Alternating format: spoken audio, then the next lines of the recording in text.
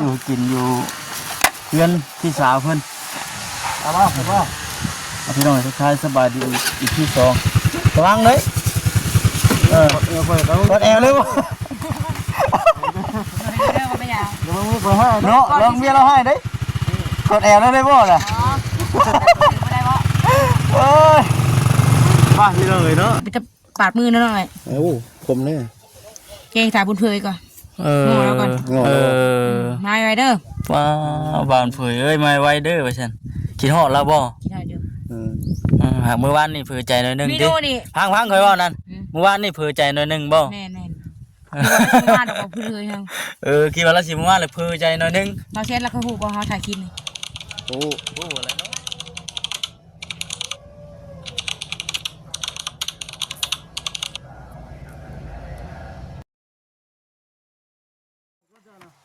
ไม่เจ้าเดี๋ยวนี้เจ้าก็จะให้มันเฮียได้อันนี้เอ็นทั้งสะดำเพิ่นว่าสิออกไปเฮ็ดอยู่กินอยู่เพื่อนพี่สาวเพิ่นเอาว่าผมว่าพี่น้องทักทายสบายดีอีกที่สองระวังเลยกดแอลเลยวะเนาะลองเมียเราให้เด้กดแอลแล้วได้บ่ล่ะโอ้ยมาพี่น้องเลยเนาะ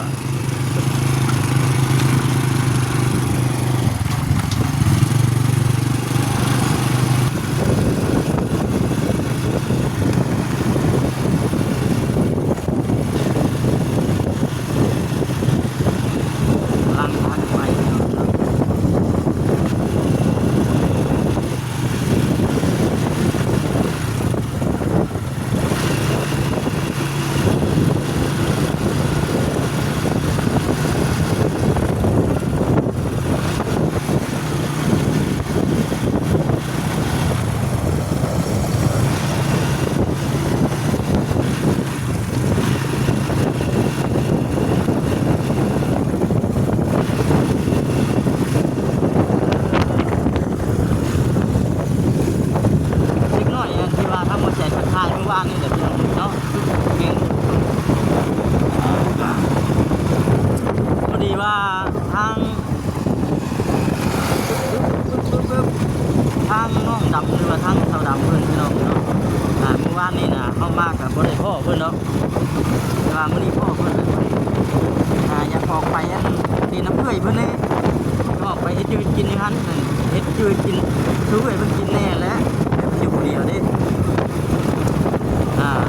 เลยว่ารถถีบมันป้าไว้อีกพุ่นให้เป็นหอกแต่ตอนแรกพุ่นวานเลยขี่รถจักรน้ำบาสลีไปเนาะเรามีแต่ว่าท่านสบายดีท่านสบายดีคนเนาะห้องดื่มคือเก่า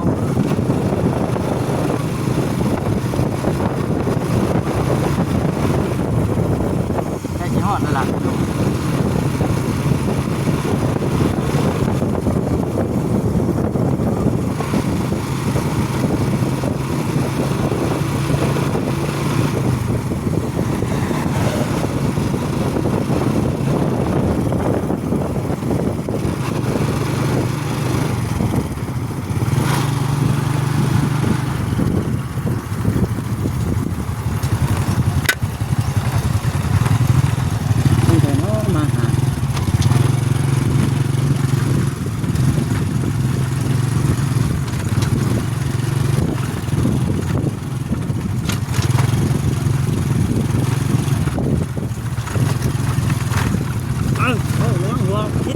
ซ้ายđấy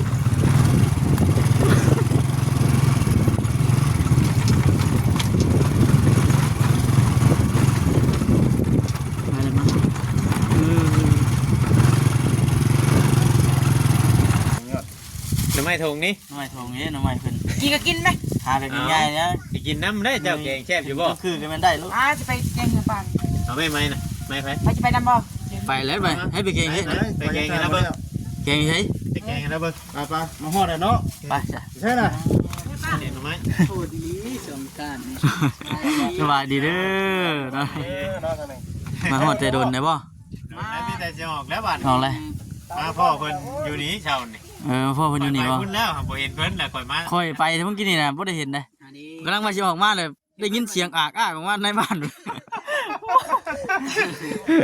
บ่ดีเพิ่นเอิ้นมาโอเค ค่อยอยู่ใกล้กว่าเจ้าเลย เนาะไปเดี๋ยวค่อยไปเบิ่งรอบแกงหน่อไม้ก่อน ถ้ากินเลยได้มื้อนี้เจ้าน่ะ ว้าไปพี่น้องเนาะอยู่หั่นน่ะ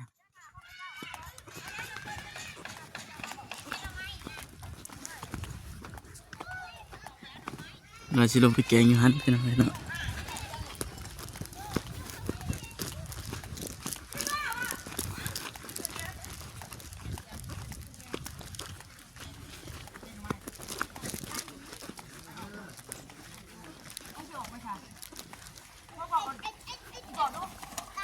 ให้สิแกงนะสบายดีป่ะสบายดี แกงไปเด้อแกงนานๆเลยก็เฮ็ดฮ้อนแหละเอามาลูกเพิ่นก่อนจะมานี่อยู่ในถาด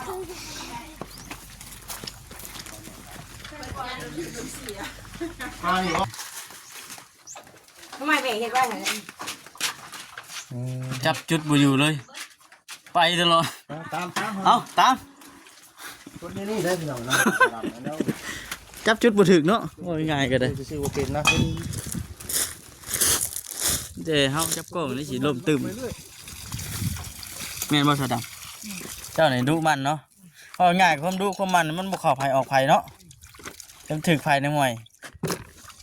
พอกันกินอยู่เนาะตีกันกินอยู่นะผู้ชม ตะลึกตัวนี้เนาะ ไม่ได้บอกละหมากขบือเนี่ยมึงล่ะหมากขบือเห็นแล้วก่อนแหละนี่นะพี่ที่ผมนั่นมัน เปิดกระจกว่าใช่ไหม อ่อนเฉย หน้าตาคนหิวข้าวคือสิประมาณนี้ ยุ่มตัวใดกับตัวลุดเนาะน้ำเราเนี่ย เดี๋ยว ปลาเสื้อหูตะล้ นี่ดิโฮม ำตะล้ำนี่ข้างหลังเจ้านี่ต้มข้างหลัง หมากขบือไปเลยกว่า นั่นแหละ ผูกกระพาดอยู่เนาะเป็นนี่ได้จิตใจนี่ข้อยอยากถามเพิ่น หิวข้าว หิวข้าว เจอเราที่ ย่อยเมื่อกี้เก๋ ข้าวเช้าบ่ ๆกินแล้วข้าวเช้า อันนี้อยากกินข้าวเที่ยงเช้านี้กินกับหยัง ต้มไก่ จะกินเนี่ยแซ่บนั่นยังอยากกินข้าวไว้เนาะ หมอได้กินข้าวได้เดือนหนึ่ง กินข้าวหน่อยหนึง พอดีเนี่ยเนาะเดี๋ย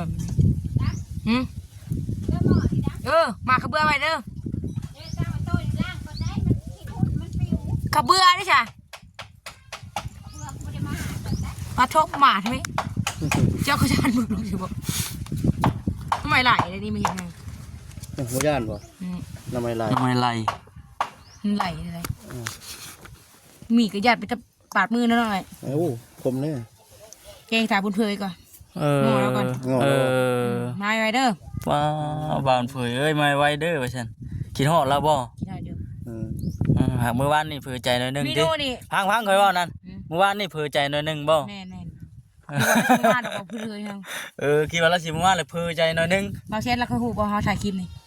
โอ้ ฮู้แล้วเนาะ มาเด้อมาแช่เด้อเกงทำไมถ่าแล้วนี่ หันหน้าขึ้นมาที่ มาเด้อเกงทำไมแล้วนี่ขี้เจียวไข่ให้พ่อมมือนี่ แจ่วไข่กินพร้อม แม่นเจียวไข่กินพ่อมเจ้าบ่เคยกินเลยเอาตีไก่เอาตีไก่พ่อม แจ่วไข่สดน้ำบ่ บ่ะ เนี่ยได้ฉัน ไปเลยเนาะเจียวไข่กันนี่ จาก ก็กินต้มไข่ก็ทอดไข่นะบ่อย ค่อยนะ ไข่ ขอโทษ เด้อ เช็ด ๆ ได้ ค่อยเคยกินเนี่ยต้มแล้วก็มาบิใส่โคกกับตำใส่พริกคลายไปเดียวกันบ่ ไปเที่ยวกันไหน เออ อันนี้เคยจะกินแบบ นั่นเขาเอิ้น ป่น ว่า นะนะ เขาเอิ้นว่าตำไข่อะนะ ป่น ป่นบ่ ตัวต้องใส่น้ำแต่ว่า น้องใช้น้ำตัวหนึ่งแซ่บเฉย แซ่บเลย ทำไมกะกี้สิ ให้ไปหาหน่อไม้ แม่กับเฮาเลยนะ โมเมนต์เนาะหน่อไม้ไรนี่ แจ๊กน้ำเพิ่น เองน้องเนาะ แม่น มาบ่ครับ นะฮะว่าอะไรมันมีเงินดอกเปรถเบิดเลย เพื่อเปลี่ยนรถเป็นได้คือ เป็นที่ไหนคือว่าเพลงมัน ชวนรถ ฮะ ชวนรถย่าน จรถยานโอ้ สรุปยัน ชิ่งลายจรถยานผู้ ไปดูบท โอ้ย ถึกใส่เบิร์ดมันเล่นเนาะเบิ่งอีเนาะ ใช่มีเงินเติมน้ำมันหยุดมื้อนี้ถึงใช้แล้วมึง ทานก็บ่ได้คอดเลย เออ พักก่อนว่าซั่นพักแห้งก่อนเนาะ คักแล้วดำ โอ้ก็วีใกล้ๆเนาะกับเพื่อนเรานี่จะสิออนอยู่ตัวนี้ อื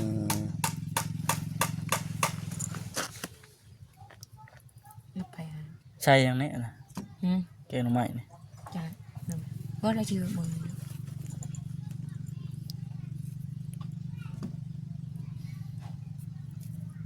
เป็นนี่ได้ว่านี่ไป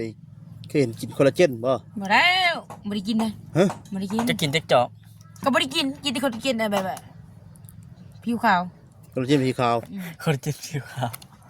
เอาไม่ให้ข่อยกินก็เนี่ยผิวมันคือดำแท้กินจังไดมันก็บ่ขาวดอกเจ้าน่ะ เนี่ย มุดเข้าทานคือเก่าอยู่ บ่ใช่น้อง แต่ข่อยสิบ่เก่งเนาะว่าสิอัน ชูกิน เคยกินได้ติ จะสิไปช่วยชิมือเลยเนาะเมื่อก่อนเนี่ยเรามองชมดิ เคยง่ายแค่ซ่านหน่อไม้เอาออกเลย บ่จะชิมือก่อนบ่เลย ฮะ นัวทาเขา กระถาทางทีมงานมาพุ่นแล้ว แน่นั่นนะ เอ้ยปาดมึงสินะ ว่า เมื่อก่อนเมื่อหลังกันคือเก่าหั่นแหล้ว ครับ เจ้าถาบอลเผยเพิ่น จะบ่ได้เมื่อบ่หาทีมงานมาก่อนบ่ ถาทีมงาน แกงกินเชฟได้ เออน่ะ เคยกินอยู่ ให้ชมกับเว้าได้ เออนะ เชฟขนาดว่าฉันเว้ามื้อนึงก็ได้ อืม เอาไปเบอร์1โลด อืม จักว่าเบอร์1อะ กูจัก อืม หนูเจ็ดแต่เบอร์สองเนาะ แม่กูจักน้องใหม่กับป้าทุกขักเลยเก๋กูจักมันแต่หึงนะ อืม จะเคยกินบ่ทำไมทงใช่บ่ทำไมจะ เคยกินด้วยกันแหละเฮ็ดไว้ตั้งแต่ยามเกี่ยวข้าวพุ่น เจ้าอะไร เอ เอ อ อก็ยังเกี่ยวเขาเลย ยามเกี่ยวข้าวเฮ็ดไว้ แม่น เวลายามแรกแกง เสียบ ซุ่ม เลย กินซุ่มเซล กินร้อยนี่เคยกินแล้ว เคยกิน น้องสิเก่งบ่อ อ่า ร่อย เจ้าคุยกันเด้อเด้อ เด้อ น้ำมาไหมค่อยบัดนี้ เอาเลย มือว่างเนาะขออนุญาตเด้อ อืมแน่เลยเจ้าค่ะ ไปก่อนสิเมื่อถ่ายอยู่พุ่นละ ถ่าย เด้อเจ้าเด้อ อันนี้เดินเล่นแล้วง่าย นั่ง หมด แหละก็สิเบิ่งเจ้า โอ้ลงกับบ่คำเด้อ ใส่น้ำมันก่อน บ่เดลาแกงนี่ใช่ แล้วแกงกัน บ่ถ่ายเอา ถ้าเจ้าแกงชุบไปแล้วก็สิฝุ่น บ่ถ่ายเอาบ่ถ่ายบ่แกงอ่ะ คำถ่ายก็ได้เนาะ เอาคำบ่ถ่ายบ่ เวลาแกงอ่ะ เฮ็ดฉันอืม ยำเกี่ยวขาวเนาะมาเห็ดน้ำไปเกี่ยวขาวแล้วก็น้ำเล่มาตก คักเด้อ แกงกินแกงใส่กบเขียดกินบ่ ฮะ แกงใส่กบเขียด แกงใส่กบใส่เขียดก็เคยเลยเนาะ แซ่บบ่ แซ่บอยู่ เพิ่งว่ากิน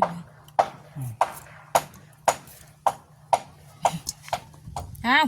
ตกเลย มีเวลาไปหาอยู่บ่เจ้าก็ยามนี่ก็กบ บ่ เขียด ก็บ่มีเวลาไปไหน ฮะ บ่มี แค่เราไปหาทางใด เขาเห็ดนี่ นอกไปเลยดิ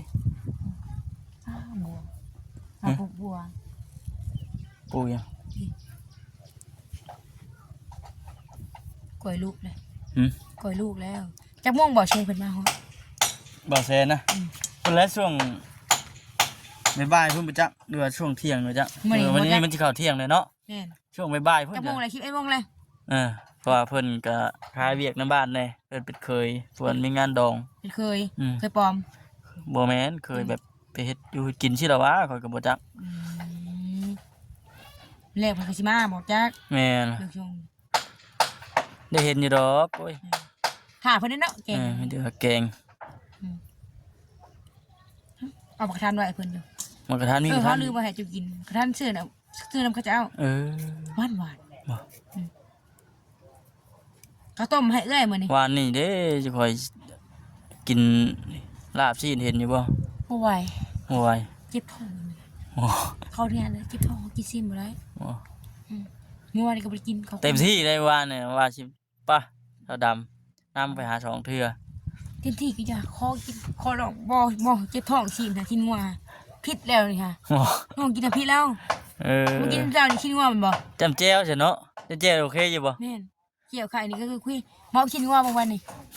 เม่นแล้ววะข้อยก็บ่จัก โอ้ยอย่าเลยมัวเผาคอยอย่าแล้วนี่ เอาไก่ชิเล่แล้วบ่นี่ ยัง ฮะ ยัง โอ้เพิ่นเจิมเลขจนนั้น หลายเติบแล้ว หลายเติบเลยเด้นี่ อ๋อด่าเด้อชินงัวเผานี่ด่าแล้วนี่หลับแล้ว เจะเก่งเล่นแล้วก็สิขึ้นไปทาที่พุ่น อืม เด้อ อืม แกงแล้วคนจะขึ้นถาพุ่น กับบริษัทบ่คนแกง บ่ อันนี้ ยันเจ้าเฮ็ดซะ โอ้บริษัทดอก เฮิงเติบบ่จักเพิ่นจืดๆนี่ก็ แม่น แม่นเนาะ ก็ค่าเดียวใด น้องไอ้ต้มเลยเนาะ มันเขาหนึ่งเด้ ไผสิหนึ่งเฮ็ดเองบ่ เฮ็ดเองเฮ็ดน้ำแม่ป้านี่แหละ อืม กินน้อยก็เคยแม่นบ่ เคยนะนะ เฮาเฮ็ดกินพิษกิน แกงน้อยแกงเหล้า แม่น เหล้าเด้ แกงลาวก็แซ่บ อืม จัดยุงมันคือแข็งบ่ โอ้อันคอมันมาจาก บ่แข็งดอก ปื้อยาวบัดยอดมาเลยเนาะแบบบ่ได้ตัดเลย ตัดได้ หึ มันอ่อนน้ำแม่สะ มัน พาย สิตักกับปากได้อยู่บ่ โอ้โหอย่ามันเลย มันขวงปากอีสิ นี่มันนี่บ่ อืม หนักเลย ได้ฉะนั้นก็ซอยเอาให้มันหน่อยลองชิมดู คมลำ ก็ ยังบ่จืดอยู่ มันอ่อนได้ ให้มาโทรมาพี่น้องนี่เนาะให้ชาดำเพิ่นนั่นแกงหน่อไม้ก่อนเดือดแล้วเนาะให้ทั้งชาดำเพิ่นแกงหน่อไม้สุกก่อนพี่น้องเราลงกันอีกพอดีว่าเวลานาทีก็หลายพอสมควรแล้วขอบคุณหลายๆเด้อทางพ่อแม่พี่น้องที่กลับมากดติดตามรับชมกันเลยเนาะโอเคพี่น้องเว้ยคลิปนี้ก็ขอกราบคำว่าสบายดีเด้อ